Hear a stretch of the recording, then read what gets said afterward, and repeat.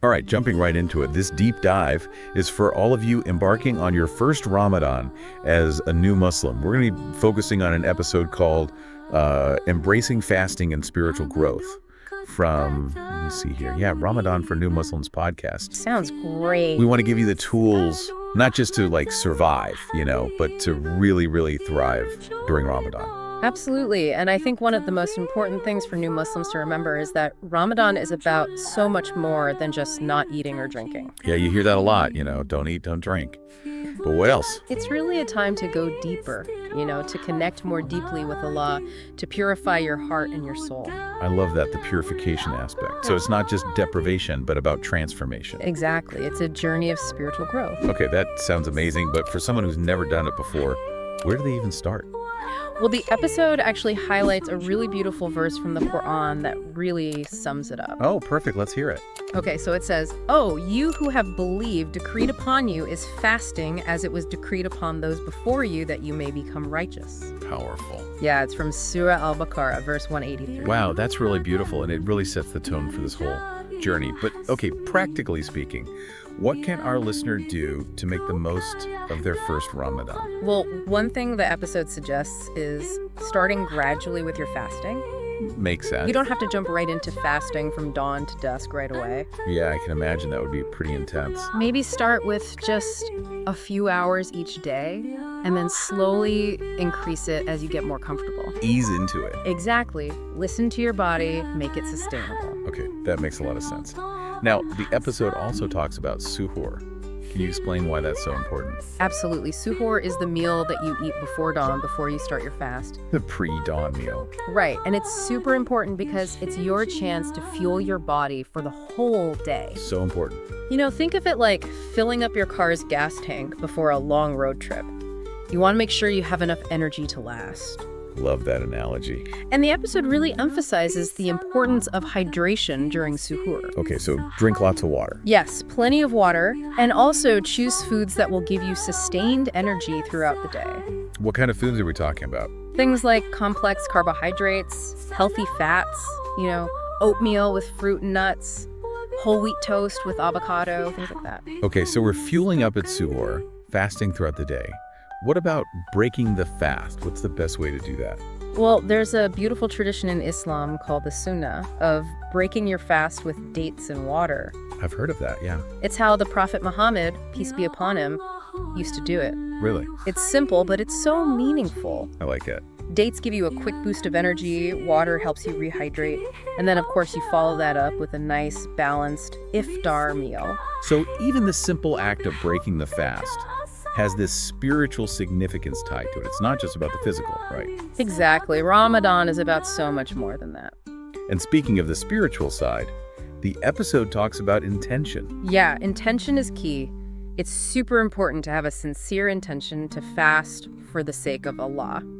Like, what does that mean? It means before you begin your fast, take a moment to make a conscious decision that you're doing this to please Him, to draw closer to Him. Setting your intention, like setting your internal compass. Exactly, you got it. Love that. And what about the idea of finding a community? Yeah, that's another really important aspect that the episode brings up. Connecting with other Muslims, whether it's at your local mosque or even online, can provide so much support and encouragement. Especially during your first Ramadan, it can be kind of overwhelming, right? For sure, having that community there can make all the difference. You can share your experiences, you can ask questions, you can learn from one another. So to recap, we've talked about starting gradually with fasting, hydrating, and suhoor, the sunnah of breaking the fast with dates and water, setting your intention, and finding your community. Yeah, great advice. But I'm curious, how does all of this actually help you grow spiritually? What's the connection there? That's a great question. It all comes down to this idea of cultivating God consciousness, what we call taqwa in Arabic. Okay, taqwa, break that down for me. So imagine you're, at the store and you see this delicious chocolate bar and you really, really want it, but you're fasting. Oh, I've been there. Right? So in that moment, you have a choice. Do you give in to your desire or do you resist it for the sake of Allah? It's that discipline. Exactly, that mindfulness of your actions, your choices, that's taqwa. So it's about aligning your will with the will of Allah, even in those small everyday moments. Precisely. I'm starting to see how that discipline of fasting can spill over into other areas of life. It's like a spiritual muscle you're building. I like that. And the episode goes on to explain how you can nurture that spiritual growth even further, beyond just the food and drink. Oh, tell me more. So they encourage spending time with the Quran. Okay, the Quran. And even if you're, new to Arabic, there are so many translations and interpretations available. Oh, right. Called tafsir that can help you understand the meaning. So even if you don't speak Arabic, you can still benefit from engaging with the Quran. Absolutely. And you can also listen to audio recitations, which can be incredibly soothing. I've heard that, yeah. And the episode also mentions these practices of dhikr and dua. Okay, dhikr and dua. Need you to explain those. Okay, so think of dhikr as like these little whispers of remembrance throughout your day. Okay. It's like sending these quick little text messages to Allah. I love that. So, if you see a beautiful sunset, you can just say Subhanallah, which means glory be to God. Oh, I've heard that one, yeah. Or if you're facing a challenge, you can say Hasbunallahu wa ni'mal wakil, meaning Allah is sufficient for us and He is the best disposer of affairs.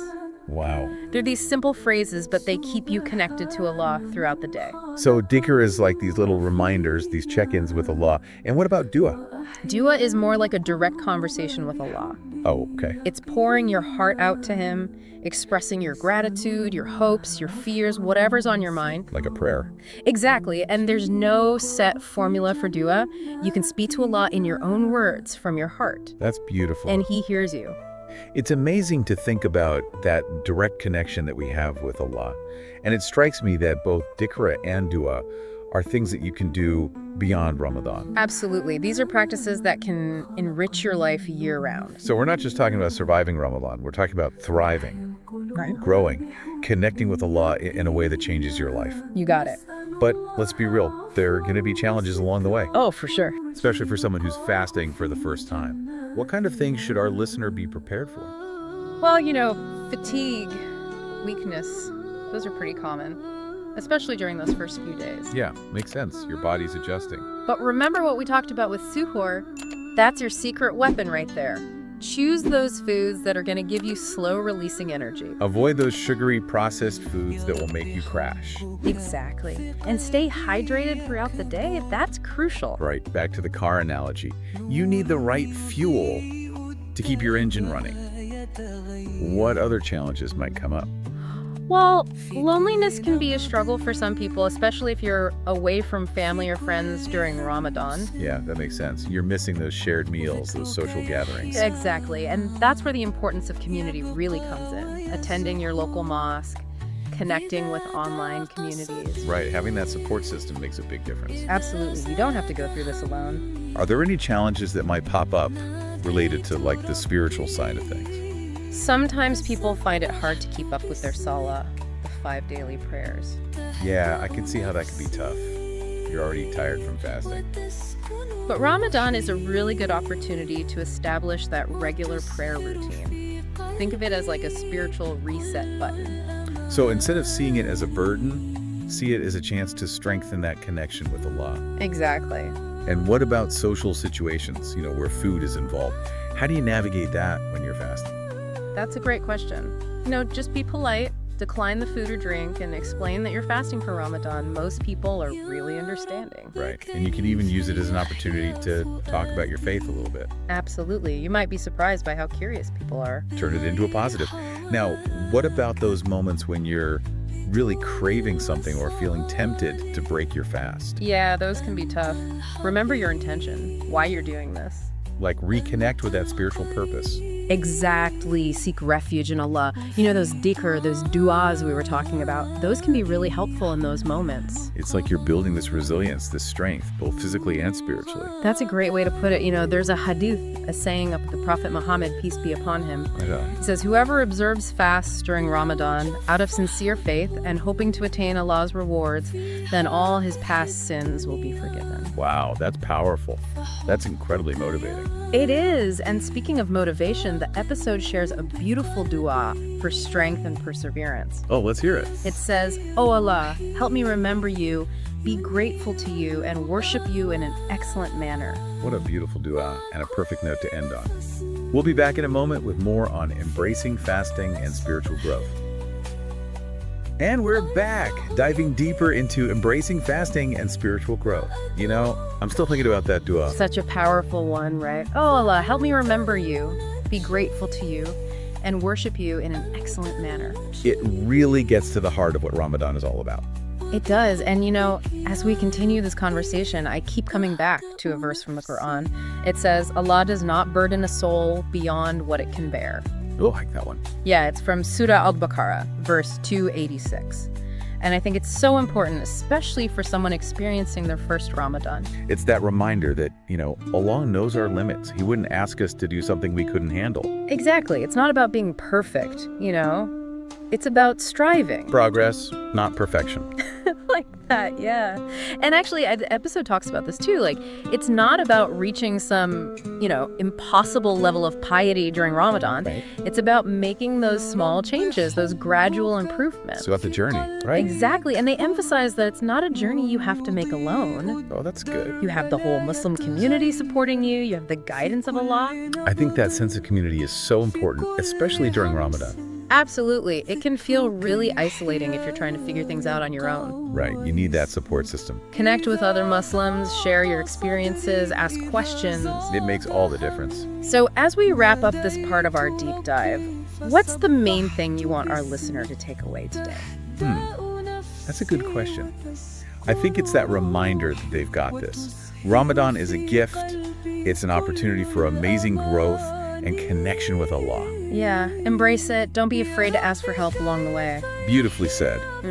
And, it's not like it ends when Ramadan ends. It's like these habits that we cultivate, the closeness we feel to Allah, it all stays with us. It does. It becomes a part of who we are. Okay, so before we jump into the final part, gotta remind you guys to subscribe if you're enjoying this and share it. Share this deep dive with other new Muslims. Exactly. Ramadan Mubarak to all of you listening. So excited to be on this journey with you. Ramadan Mubarak to all our listeners. We'll be right back to wrap things up on our deep dive into embracing fasting and spiritual growth.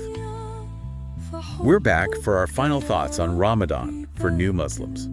It's interesting. Through all this talk about Ramadan, I keep thinking about that verse, the one about fasting being prescribed so that we can become more righteous. It's like the core message, isn't it?